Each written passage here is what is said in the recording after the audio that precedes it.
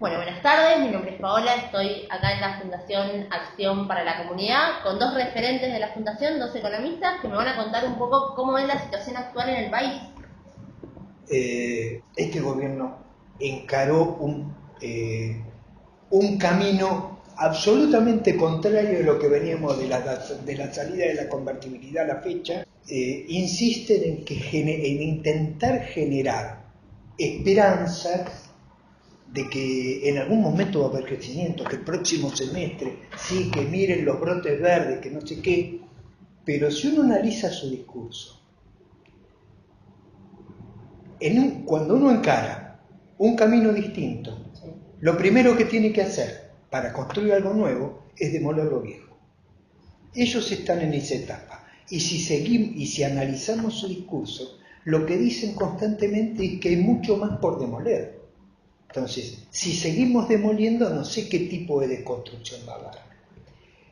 El modelo de país que ellos plantean ya lo conocimos, lo vimos durante la dictadura, lo vivimos durante el menemato. Es un modelo de país donde a algunos les va muy bien y a la gran mayoría no.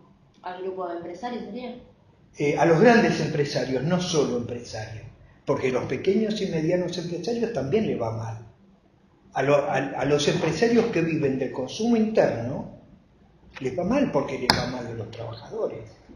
Les va bien a los pocos empresarios a los pocos grandes empresarios que producen para afuera. Claro.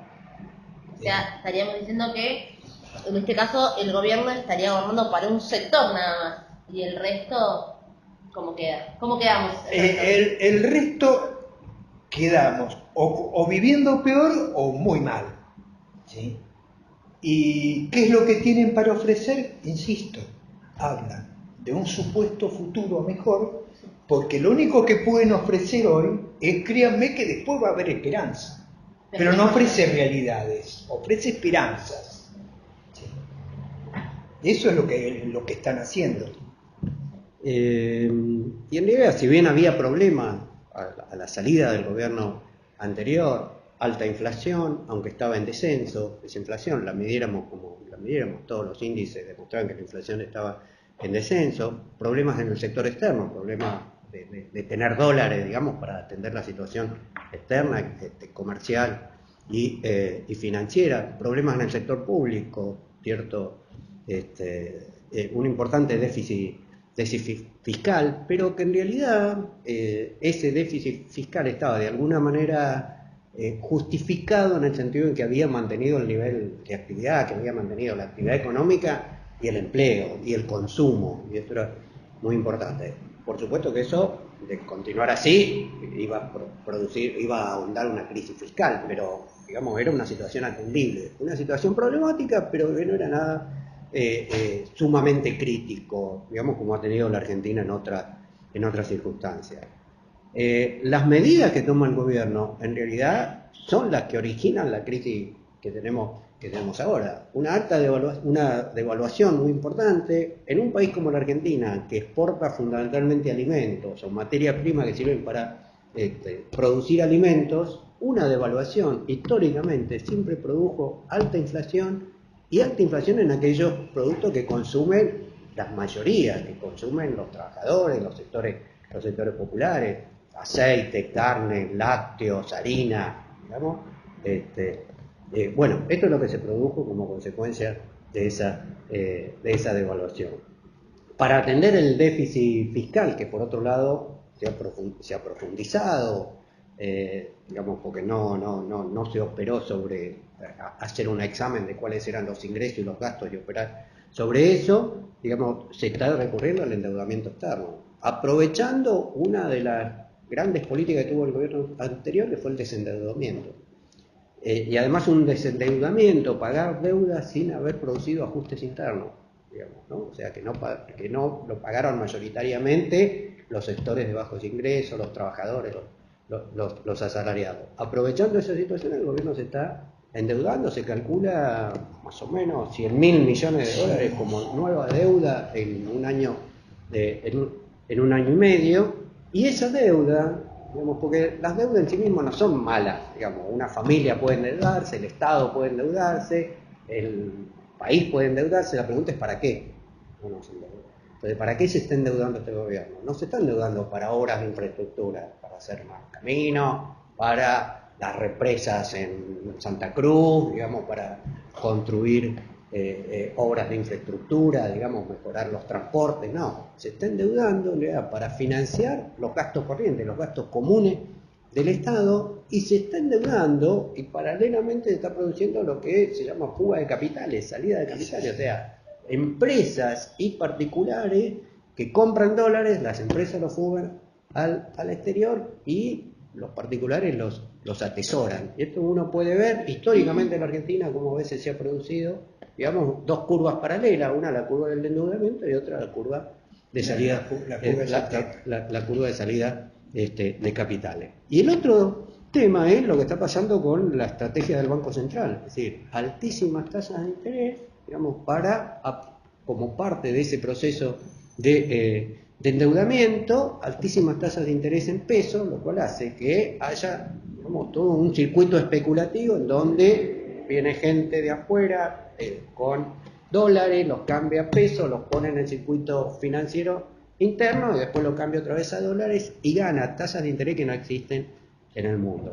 Una cosa muy importante que para facilitar esto, para posibilitar esto, este gobierno eliminó una restricción que tenía el gobierno anterior. El gobierno anterior tenía una restricción, había impuesto una restricción para la entrada de capitales especulativos. Esto por ahí es muy técnico, pero digamos tenían que poner un depósito, podríamos decir así, un encaje. O sea, traían $100 y tenían que dejar $30, digamos, depositados. Con lo cual el negocio no funcionaba, el negocio especulativo financiero. Este gobierno eliminó esa restricción y entonces ahora pueden entrar y salir libremente. Y el otro tema es que estábamos diciendo, subieron los precios de los alimentos, subieron las tarifas y los salarios no han evolucionado de la misma manera. En un proceso inflacionario, siempre los que tienen salario, los que tienen ingresos fijos, salario, asalariado, jubilado, digamos, son los que sufren más. Mayor impacto. Los que tienen, exacto, porque no pueden ajustar de la misma manera. De todos modos, con el gobierno anterior, si bien hubo periodos de alta inflación, también hubo aumentos salariales importantes. Digamos que, salvo en el año 2014, en todos los demás años estuvieron por encima de la tasa de inflación. Este gobierno le ha puesto techo a las paritarias, o sea, le ha puesto un techo a los aumentos salariales, con lo cual ya el año pasado se calcula que hubo una pérdida, según los sectores, entre el 7 y el 10%. Y ahora pareciera que han puesto un techo del 20% cuando las estimaciones de la inflación son del 25%. Del gobierno, mejorar la competitividad. En castellano, bajar el costo salarial. Se ha visto desde el punto de vista del gran empresario, el salario es solo costo. Digo, esto que está explicando Américo de la caída no es porque sí. Está claramente buscado y el tema de ponerle techo a las paritarias tiene explícitamente el objetivo de bajar el nivel salarial. Una cuestión más que agrava la cuestión económica es que el gobierno ha hecho una apertura comercial, digamos, casi restricta. O sea, hoy se puede traer a la Argentina cualquier tipo de producto importado, se produzca acá o no. Eso ya lo ha sufrido la Argentina en otras épocas, como decía Hugo antes, en los 90 y antes en la época de la dictadura.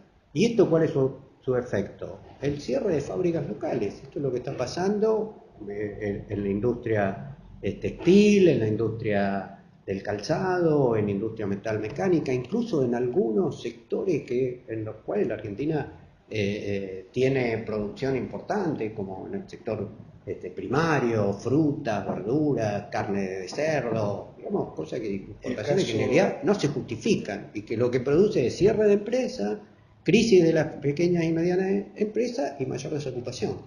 Digamos, y mayor desocupación también es un límite a los aumentos de salario. Digamos, porque hay un caso regionalmente muy grave, podría ser muy chica Tierra del Fuego, pero a la eliminación de la protección a la producción electrónica de Tierra del Fuego está significando un problema de despoblamiento, porque directamente la provincia creo que es uno de los casos de destrucción industrial más acelerado y geográficamente más visible. Bueno, No sé. muchas Una cosa gracias.